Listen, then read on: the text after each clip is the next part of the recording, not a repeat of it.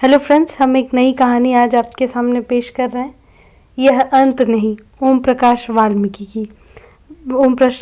वाल्मीकि द्वारा रचित है। तो आइए इस कहानी को पढ़ते हैं, इसकी मूल भावना को समझने की कोशिश करते हैं।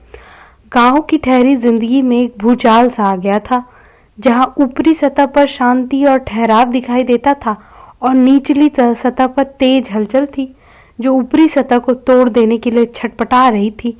लेकिन ऊपरी सतह इतनी सुदृढ़ थी कि उसे तोड़ पाना आसान नहीं था। बिरमा ने इस ऊपरी सतह पर चोट की थी, यह जानते हुए भी कि उसकी चोट बेअसर होगी। दूसरों की तरह वह चुपचाप नहीं रह पाई थी। शायद रह भी जाती यदि उसने किशन और उसकी मित्र मंडली के बीच होने वाली बहसें न सुनी होती। इसी जद्दोजहद ने उसके अंतर्मन में विश्वास जगा दिया। तमाम अभावों के बावजूद मंगलू ने किशन को कॉलेज की पढ़ाई के लिए शहर भेजा। महीने 2 महीने में किशन और उसकी मित्र मंडली गांव आती थी। शहर के खुले माहौल ने किशन की सोच और मानसिकता को प्रभावित किया था। वे जब इकट्ठा होते तो किसी न किसी मुद्दे पर ऊंची आवाज में घंटों बहस करते थे। बिरमा की समझ में कुछ नहीं आता था। वह अक्सर किशन से पूछती थी, तुम इतनी लड़ा क्यों करो? किशन हंसकर कहता, बुद्धू, यह लड़ाई नहीं, बातचीत है। बिरमा हैरान रह जाती, यह कैसी बातचीत है? गांव में तो इसे लड़ाई कहीं कहते हैं। इस बातचीत की वह अभ्यस्त न थी। उसकी बातचीत के कुछ टुकड़े उसे याद रहने लगे थे। आत्मसम्मान, आत्मविश्वास, स्वाभिमान, संघर्ष, संगठन मात्र शब्द नहीं रह गए थे उसके लिए। वह इसके अर्थ जानना चाहती थी। किशन से पूछती तो वह समझाने की कोशिश करता, लेकिन बिरमा को लगता वह समझ नहीं पा रही है। वह मन महसूस कर रह जाती थी। ऐसे क्षणों में उसका लगता, काश उसे भी बापू ने स्कूल भेजा होता। किशन की तरह वह भी कॉलेज जाती तो इतनी बड़ी बड़ी बातें उसकी समझ में जरूर आती। उसे लगता कि किशन और उसके दोस्त ज्यादा पढ़े लिखे हैं, जैसे उनकी जैसी बातें करने वाला गांव में कोई नहीं है। अपनी बस्ती की तो बात ही नहीं है। बसीटों में भी कोई ऐसा कोई नहीं है। धान कटाई के उमस भरे दिन थे। मंगलू और सरबती के साथ बिरमा भी धान कटाई के लिए जाती थी। उस रोज वे तेज भान के खेत में धान काटने गए थे। बस्ती के 15-20 स्त्री पुरुष कटाई पर लगे थे। सांझ होने से पूर्व ही धान कटाई, छटाई आदि का काम पूरा कर लिया गया था। धान बोरों में भरा जा रहा था। मंगलू, सरबती और बिरमा को एक एक गट्ठर धान मिला था। एक गट्ठर बिरमा के सिर पर रखते हुए मंगलू ने कहा, तू घर जा, सांझ हो रही है, घर जाके रोटी पानी देख लियो, हमें आनम देर हो जाएगी, बुग्गी में धान लाद के ही आना होगा, तू चल। बिरमा अकेले ही चल पड़ी। बाकी मजदूर वहीं रह गए थे। बोझ भारी था, रास्ता कच्चा और उबड़ खाबड़ था। संभल कर चलना पड़ रहा था। गांव काफी दूर था। गांव से पहले आम का बगीचा था, उसके साथ साथ पगडंडी थी। सुनसान रास्ते पर चलते हुए बिरमा का जी घबराने लगा। वह जल्दी जल्दी कदम उठाकर चलने का प्रयास कर रही थी। बोझ के कारण चलने की गति धीमी थी। बागीचे में सचिंदर दिखाई दिया। वहां खड़ा देखकर बिरमा सहम गई। धान की कटाई के वक्त भी लगातार उसे घूर रहा था। बिरमा ने उसकी नजरें भांप ली थी। उसने जल्दी जल्दी कदम बढ़ाने की कोशिश की ताकि वह बगीचे की ओर से खुले रास्ते पर पहुंच जाए। कुछ कदम चलने के बाद ही उसे लगा जैसे सचिंदर उसके पीछे पीछे आ रहा है। उसकी धड़कनें बढ़ रही थी। बोझ के कारण वह मुड़कर देख नहीं पा रही थी। सचिंदर ने तेजी से आगे बढ़कर उसका रास्ता रोक लिया। बेहाई से बोला, सिर पर इतना भारी बोझ है, थक गई होगी, थोड़ा सुस्ता ले। बिरमा ने आग्नि नेत्रों से घूरा। बिरमा कुछ कहे उससे पहले ही सचिंदर ने उसके गालों को छुआ। उसके स्पर्श से बिरमा के शरीर में जैसे बिजली सी कौंध गई। क्षण भर में वह सहम गई। सचिंद्र ने जैसे ही उसके सीने की ओर हाथ बढ़ाए, बिरमा ने पीछे हटने की कोशिश की। संतुलन बिगड़ा, लेकिन बिरमा ने सिर पर रखा गट्ठर सचिंद्र के ऊपर गिरा दिया। अचानक इस हमले से वह गड़बड़ा गया और गिर गया। जैसे ही उसने उठने की कोशिश की, बिरमा ने पूरी ताकत से उसकी जांघों के बीच वार किया। लात का प्रहार इतना तगड़ा था कि सचिंद्र उठ नहीं पाया। किसी तरह लड़खड़ाकर खेत में घुसकर गुम हो गया। बिरमा मेड़ पर खड़ी थी। उसे भागता देखकर चिल्लाने लगी। उसने पहले ही झटके में सचिंद्र को की बेहाई को कायरता में तब्दील कर दिया था। कुछ देर उसी क्रोधित मुद्रा में खड़ी रही। गुस्से में उसका पूरा शरीर कांप रहा था। गट्ठर गिरने से धान बिखर गए थे, जिन्हें देखकर बिरमा का जी दुखी हो गया। उसके अंतर्मन से सचिंद्र के लिए बद्दुआ निकली। दूर खेतों से लौटती स्त्रियों की आवाज बिरमा को सुनाई दी। वह गट्ठर पर बैठकर उनका इंतजार करने लगी। बिरमा को रास्ते के बीचों बीच इस तरह बैठा देखकर उन्होंने पूछा, अरे क्या हुआ? कुछ नहीं, यह बोझ गिर गया, करके हाथ लगवा दो। बिरमा ने भीतर उठते शोर को छिपाकर कहा। यह गट्ठर उठवाकर उनके पीछे चल पड़ी। घर लौटकर भी उसका गुस्सा शांत न हुआ। किशन घर पर ही था। बिरमा का उखड़ा हुआ मुंह देखकर उसने पूछा, क्या हुआ? कुछ नहीं, बिरमा ने सहजता से उत्तर दिया, लेकिन उसे रह रहकर रोना आ रहा था। वह किशन के सामने आने से बचने का प्रयास कर रही थी। मंगलू और सरबती को आने में देर हो गई थी। माँ को देखते ही बिरमा की रुलाई फूट पड़ी। उसे इस तरह हलकान होते देखकर सरबती का हृदय कांपने लगा। वह किसी अज्ञात की आशंका से डर गई। उसे घर के भीतर ले गई। क्यों रे, क्या हुआ? यूं रो क्यों रही है? सरबती ने पूछा। मंगलू धान के गट्ठरों को सुव्यवस्थित करने लगा था। किशन उसका हाथ बटा रहा था। बिरमा की हिचकियां बंद गई थी। सरबती यह ढाढ़स देने पर उसने सारा किस्सा सुनाया। सरबती अवाक रह गई। उसे लगा कि जैसे किसी काले साये ने उसके परिवार को कुदृष्ट डाल दी है। वो गुमसुम हो गई। आंखों के भीगे कोरे आंचल से पोंछते हुए उसने बिरमा को समझाने की कोशिश करी। उसे ऊंच नीच समझाई। बदनामी का डर दिखाकर चुप रहने की सलाह दी। माँ की एक एक कोशिश बिरमा को कांटे की तरह बींध रही थी। उसे हर सलाह डर और बेबसी का अक्स दिखा रही थी। उसके भीतर एक भीषण तूफान हिलोरे मारने लगा था। वह चुपचाप माँ का एक एक लफ्ज सुन रही थी। बिना कोई प्रत्युत्तर दिए उठी और चूल्हा जलाने बैठ गई। चूल्हे की धधकती आग ने उसकी अंतस की जलन को और अधिक सुलगा दिया था। वह बेबसी से निजात पाना चाहती थी। उसने अपने आंसू पोंछ लिए थे। मौका देखकर सरबती ने मंगलू से पूरी बात कह दी। मंगलू के पांव तले की जमीन खिसक गई। उसने एक गहरी सांस खींची। रात के गहरे अंधेरे में अपनी पीड़ा को घोलने की चेष्टा करने लगा। कुछ देर की खामोशी के बाद उसने सरबती से कहा, बिरमा को ठीक से समझा देना, किसी से कोई जिक्र ना करे। दोनों के बीच फिर से गहरा सन्नाटा पसर गया था। दोनों अपने अपने भीतर उमड़ते चक्रवात की ध्वनि सुन रहे थे। अंधेरे की सघनता के उनके भीतर समा गई थी। मंगलू ने गहरी सोच से बाहर आते हुए कहा, बिरमा की माँ, एक मिनट के लियो भी उसे अपनी आंखों से दूर न करियो। टेम बुरा आ गया है। किसी तरियो इसके हाथ पीले हो जा तो कुछ चैन मिलेगा। उसकी आवाज किसी अंधेरी गुफा से छन छन कर आ रही थी। तेज भान के खानदान के चरित्र को मंगलू अच्छी तरह जानता था। सचिंद्र की हरकतें किसी से छिपी हुई नहीं थी। बाप बेटे दोनों की नजर में किसी दूसरे के मान सम्मान का कोई मतलब ही नहीं था। सचिंद्र का नाम सुनते ही मंगलू आतंकित हो गया था। रात भर मंगलू, सरबती, बिरमा अपने अपने ढंग से समस्या का समाधान खोजने की कोशिश कर रहे थे। बिरमा ने पूरी रात जागकर काटी थी। सुबह जब वो उठी तो उसकी आंखें सूजी हुई थी, चेहरा उदास था। वह घर के काम में लग गई थी। मंगलू भी जल्दी उठकर जंगल फरागत के लिए चला गया था। सरबती खाली घड़े लेकर कुएं से पानी लेने चली गई। बिरमा ने उन दोनों के जाते ही किशन को जगाया। बिरमा ने किशन को कल की पूरी घटना से अवगत कराया।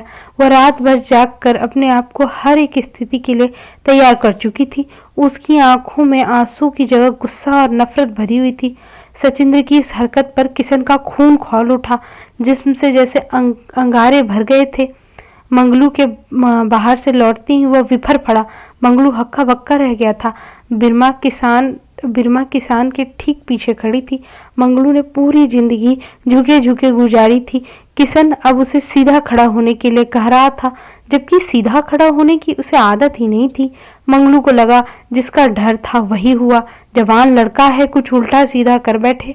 उसने दैनी होकर कहा, ना किसान, जबान खोलेंगे तो बुरा हो जाएगा। अब तो बात घर में है, कल पूरे गांव देहात में फैलेगी, बदनामी होगी, बिरमा के माथे पे दाग लग जाएगा। चुप रहना ही ठीक है। मंगलू की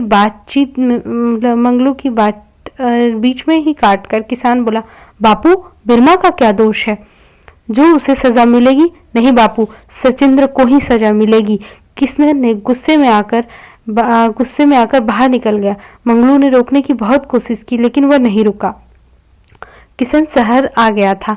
उसने अपने साथियों को इकट्ठा करके घटना की जानकारी उन्हें दी। अपने बापू और माँ के डर की बात भी उसने खुलकर बताई। अब आप लोग बताओ, क्या करना चाहिए? किशन ने सवाल किया। विचार विमर्श के बाद सभा की राय थी कि तेजभान ताकतवर आदमी है, उसके लड़के पर हाथ डालने का मतलब है आग से खेलना। सभी की राय थी कि सचिंद्र से सीधा टकराने की बजाय पुलिस की मदद ली जाए।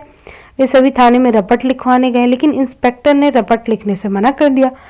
वह इस बात पर उनके बीच काफी गर्मा गर्मी हो गई। इंस्पेक्टर ने कटाक्ष करते हुए कहा था, छेड़छाड़ी हुई है, बलात्कार तो नहीं। तुम लोग बात का बतंगड़ बना रहे हो, गांव में राजनीति फैलाकर शांति भंग करना चाहते हो। मैं अपने इलाके में गुंडागर्दी नहीं होने दूंगा, चलते बनो। कुछ क्षण उनके बाहर निकलने का इंतजार किया गया। वे टस से मस नहीं हुए तो अजीब सी मुद्रा बनाकर बोला, फूल खिलेगा तो भौरे मडराएंगे ही। उसने बेशर्मी से खीसे निपोरी। उसके इस तरह बोलने से किशन बौखला गया। उसने तिलमिलाकर कहा, तमीज से पेश आइए। इंस्पेक्टर का झन्नाटेदार थप्पड़ किशन के गाल पर पड़ा। हरामी की औलाद, ये डंडा पूरा उतार दूंगा। तू मुझे तमीज सिखाएगा? इंस्पेक्टर ने बिना देर किए सभी की धुनाई शुरू कर दी। अचानक हमले से वे हड़बड़ा कर इधर उधर भागने लगे। पीट पीट कर वे थाने से बाहर आ गए थे। पिट पिटाकर थाने से बाहर आ गए। पुलिस के हाथ उनकी ये पहली मुठभेड़ थी। कानून की किताबें रटने वाले भी बेबस हो गए थे। प्रवीण कानून के दूसरे वर्ष में था। उसके ही सुझाव पर वे थाने गए थे रपट लिखवाने, लेकिन पहले ही झटके में चारों खाने चित पड़े थे। प्रवीण गहरी असमंजस की स्थिति में था। किशन स्वयं को दोषी मान रहा था। उसे लग रहा था सब उसी के कारण हुआ। निराशा की हालत में वे सब सांझ से पहले ही गांव आ गए थे। गांव पहुंचकर उनका गहन विचार विमर्श हुआ, जिसमें यह तय किया गया कि बस्ती के लोगों को इस घटना की जानकारी देकर एकजुट किया जाए, ताकि गांव में एक दबाव बन सके। सचिंद्र ऐसे हरकत करने से पहले कोई 10 बार सोचे। सांझ होते होते बस्ती के तमाम बुजुर्गों और नौजवानों को एक जगह बुला लिया गया था। बस्ती के बीचों बीच नीम का पेड़ और एक चबूतरा था, वहीं सब जमा हुए थे। किशन ने खड़े होकर सचिंद्र की हरकतों के बारे में बताया। जैसे ही सचिंद्र और तेजभान का जिक्र आया, सभी में सन्नाटा फैल गया था। सभी चुप्पी साध कर बैठ गए। किशन के बहुत उकसाने पर बूढ़ा धर्मू सुस्त थकी आवाज में बोला, ये कोई नई बात ना है। गरीब की इज्जत का कोई मतलब नहीं है, मतलब ही ना होवे है। ये सब तो होता ही रह। चुप रहने में ही भला है। पानी में रह के मगरमच्छ से बैर लेना ठीक नहीं है। उससे सभी सहमत दिख रहे थे। लोगों में खुसुर फुसुर हो गई थी। धर्मू ने गला खखार कर बात आगे बढ़ाई। जिंदगी बीत गई है इस गांव में। कदी न सुना किसी बिरबानी बहू बेटी ने घर आके जिक्र भी किया हो। औरत की लाज चुप रहने में है, ढिंडोरा पीटन में ना है। धर्मू ने जोर देकर कहा। धर्मू की हाँ में हाँ मिलाते हुए रामदास जी भी बोलने लगे, ये शरीफ बहू बेटियों के लक्षण ना है। मर्द के सिर फुटावल करा के ही चैन मिलेगा। किशन हैरानी से उन्हें देख रहा था। प्रवीण ने कुछ बोलने की कोशिश की तो वे सभी एक एक कर कर खिसकने लगे। किशन का रहा सहा हौसला भी टूटने लगा। उसने उन्हें भी रोकने की कोशिश की, लेकिन धीरे धीरे सभी उठकर चले गए। एकजुट होकर संघर्ष करने की बात तो दूर, वे तो बात ही सुनने को तैयार नहीं थे। तेज भान के डर ने उन्हें इतना भयभीत कर रखा था कि वे कुछ देर रुककर बात सुनने की स्थिति में भी नहीं थे। किशन की मित्र मंडली के लिए यह स्थिति एकदम नई थी। कॉलेज की राजनीति में उनका दखल था, लेकिन गांव में कोई भी उनकी बात सुनने को तैयार नहीं था। वे चुपचाप एक दूसरे का मुंह देख रहे थे। उनके मन में कई तरह के सवाल उठने लगे थे। उनकी लंबी लंबी बहसें खोखली साबित हुई थी। सोच रहे थे कि अब क्या करें। काफी सोच विचार के बाद प्रवीण ने सलाह दी, बिरमा की ओर से पंचायत में शिकायत की जाए। प्रवीण पंचायती राज का पक्षधर था। वह हमेशा लोकतांत्रिक मूल्यों की बात करता था। उसका कहना था, पंचायत एक लोकतांत्रिक संस्था है, गांव की समस्या को निपटाना पंचायत का कर्तव्य है। सभी उसकी बात ध्यान से सुन रहे थे। पिछले चुनाव में इस पंचायत को आरक्षित किया गया था। बिशन सिंह तुम्हारी बिरादरी का प्रधान है, वह जरूर इस मामले को गंभीरता से लेगा, प्रवीण ने कहा। प्रवीण की राय से सभी सहमत थे, लेकिन किशन की राय भिन्न थी। उनका कहना था, बिशन तो एक मोहरा है, वह क्या निर्णय देगा, लेकिन आप लोगों की यही राय है तो ठीक है। एक अर्जी तैयार की गई। बिरमा से उस पर अंगूठा लगवाया गया। अर्जी लेकर किशन ही प्रधान के पास गया था। प्रधान ने अर्जी लेने में आनाकानी की, बार बार यही कहा, किस लिए अर्जी दे रहे हो। किशन सिर्फ इतना ही कहा, अर्जी में सब कुछ लिख दिया है। अर्जी उसके हाथ में थमाकर किशन लौट आया। अर्जी देखते ही जैसे भूचाल आ गया था। बिशन सिंह प्रधान पसीने पसीने हो गया था। तेज भान के खिलाफ कोई भी कदम उठाने लायक ताकत उसमें नहीं थी। वैसे ही प्रधानी उसे अभी अभी मिली थी। बिशन के दिमाग में यह बैठा हुआ था कि उसे प्रधान तेज भान ने ही बनाया है, वरना वह क्या था। उसे डर था कोई बवेला न हो जाए। बिरमा से ज्यादा उसे अपने लिए खतरा दिखाई दे रहा था, इसलिए अर्जी देखकर वो बुरी तरह डर गया। बिना देर किए वो अर्जी लेकर तेजभान की चौपाल पर पहुंचा। जाते ही अर्जी उसके सामने रख दी। अर्जी देखते ही तेजभान भड़क उठा, भंगी चमारों की यह हिम्मत, क्यों बे बिस्ना, तुझे प्रधान इसीलिए बनाया था। चौधरी साहब, मैं इसीलिए तो खुद चल के आया हूँ। जब से मंगलू ने किशन को कॉलेज पढ़ने भेजा है, बस्ती में राजनीति होने लगी है, और चौधरी साहब जमाना भी तो बदल गया है। बिशन ने दयनीयता से हाथ जोड़कर कहा, ओए बिस्ना, जमाना भी पहले ही वाला है, तू मुझे सीख दे रहा है। अपनी औकात मत भूल। जमाना तो तब बदलेगा जब हम चाहेंगे। जाके अपनी प्रधानी संभाल, कहीं वो ही खतरे में न पड़ जावे। होगा वो जो हम चाहेंगे। और इतना उन सभी को बता देना, दरोगा से लेकर एसपी तक सब अपनी जात के हैं। एक एक को अंदर करा दूंगा। ज्यादा 3-5 करेगा तो एनकाउंटर में मारे जाएंगे बिना मौत। तेजभान ने प्रधान की कमजोर नस पर प्रहार किया कि वह खिसिया कर रह गया। हाथ जोड़कर विनीत स्वर में बोला, जैसी आपकी मर्जी, मैं तो आपके पक्ष की ही बात कर दिया था। ठीक है, जो करना होगा हम बता देंगे। मामले को ज्यादा तूल देने की ज्यादा जरूरत न है। जाके इन्हें समझा क्यों बेमौत मरना चाहते हैं। और हाँ, इन शहरी लफंगों से कह देना गांव में राजनीति न फैलावे, जहाँ बुरा होगा। सुना है उन्होंने कोई मीटिंग भी करी थी। तेजभान ने बिस्ना की ओर इस तरह देखा जैसे कह रहे हैं हमें सब पता है। बिस्ना लौट आया, लेकिन घबराया हुआ। तेजभान कभी भी कुछ भी कर सकता है। प्रधान होकर भी उसकी औकात एक मुलाजिम से कम नहीं थी। अपनी ही बस्ती में वह एक बाहरी व्यक्ति जैसा रहता था। तेजभान सचिंद्र को भी डांटा, अबे कुछ करना ही था तो हरामजादी को खेत में ही घसीट लेता, खुद ही किसी के को मुंह दिखाने जोगी न रहती। सचिंद्र मुंह नीचा किए खड़ा रहा। खेत में घसीटने की तो क्या बात है, उल्टे बिरमा से पिटकर ही आ गया। लेकिन इस बात को उसने छिपा लिया था। गांव भर में यह खबर आग की तरह फैल गई थी। तेज भान को चमारों से उतना खतरा नहीं था जितना अपने ही कुटुंब चौधरी जगवीर सिंह से था। अगर जगवीर सिंह ने हवा दे दी इस मामले को तो गांव की रीत ही बदल जाएगी। उसने मंगलू को चौपाल पर बुलावा भेजा। मंगलू, तू मुझे अच्छी तरह पिचाने है, फिर भी ऐसी हरकत की क्या समझता है? पंचायत हमें फांसी पर चढ़ा देगी। पंचायत क्या है? हमारे पांव की जुत्ती। प्रधान कोई भी रहे, नकेल हमारे हाथ में होती है। जा जाके अपनी बेटी को समझा। कुछ ऐसा वैसा हो गया तो मुझे दोष मत देना। आगे तेरी मर्जी। तेजभान की आंखों से आग बरस रही थी। मंगलू चुपचाप लौट आया। अर्जी के बारे में उसे कोई खबर नहीं थी। उसने घर आते ही किशन पर अपना गुस्सा उतारा। तड़ डंडे से पीटना शुरू किया। तू मुझे कहीं का न छोड़ेगा। पूरे गांव देहात में बिरमा की बदनामी कर दी है तूने। किशन को देखकर बिरमा दौड़ी। उसने बापू के हाथ से डंडे छीनकर दूर फेंक दिया।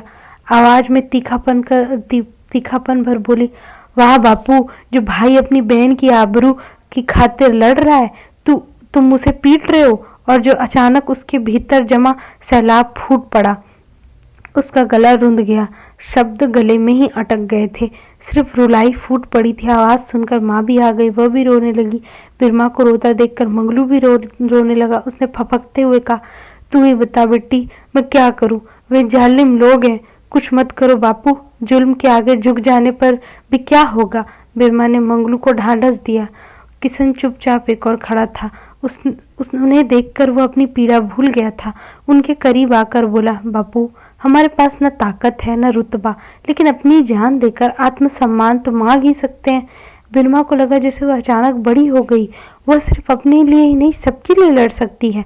किशन ने मंगलू से कहा, बापू, पंचायत ने इंसाफ और सुरक्षा मांगी है। पंचायत से इंसाफ और सुरक्षा मांगी है, कोई गुनाह तो नहीं किया।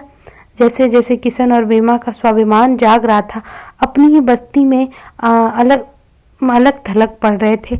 आखिर पंचायत के फैसले का दिन आ ही गया। कार्रवाई ज्यादा लंबी नहीं थी। न किसी का बयान लिया गया था, न किसी किस्म की कोई चर्चा ही हुई थी। न बहस, न आरोपी को बुलाया गया, न फरियादी को। बस सिर्फ फैसला था। सचिंद्र वल्द तेजभान ने बिरमा वल्द मंगलू के साथ राह चलते छेड़खानी करने की कोशिश की। भविष्य में ऐसी घटना न हो, इसीलिए पंचायत सचिंदर पर 5 रुपए जुर्माना करती है। इस फैसले से किशन और मंगलू अवाक रह गए थे।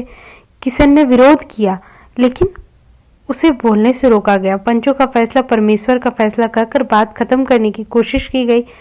किशन लगातार बोलने की कोशिश करता रहा, लेकिन कुछ लोगों ने उसे धकिया कर बाहर निकाल दिया। तेजभान के लोग उठकर खड़े हो गए थे। लाठियां फिर से लंबी होने लगी थी। किशन लगातार बोलने की कोशिश करता रहा, लेकिन कुछ लोगों ने उसे धकिया कर बाहर निकाल दिया। किशन हताश होकर लौटा था। पीछे पीछे मंगलू भी आ गया था। बिरमा उनके उतरते चेहरे देख तो सब कुछ समझ गई। घर में मातम सा छा गया था। शाम तक किशन की मित्र मंडली भी आ गई थी। पंचायत का फैसला सुनकर उनके चेहरे भी उतर गए थे। किशन ने उदास आंखों से प्रवीण की ओर देखा। कहो, कैसा है पंचायती राज? आंखों में सवाल था। प्रवीण जैसे अपने भीतर कुछ खंगाल रहा था। उन्हें चुप देखकर बिरमा बोली, किशन भैया ठीक कहवे थे। पंचायत में न्याय न होता, जात बिरादरी देखी जावे है, गुंडागर्दी होती है पंचायत के नाम पे। बिरमा को इस तरह बोलते हुए वे पहली बार देख रहे थे। बिरमा की मुखरता से चेहरे पर एक अजीब सी चमक आ गई थी, जिसकी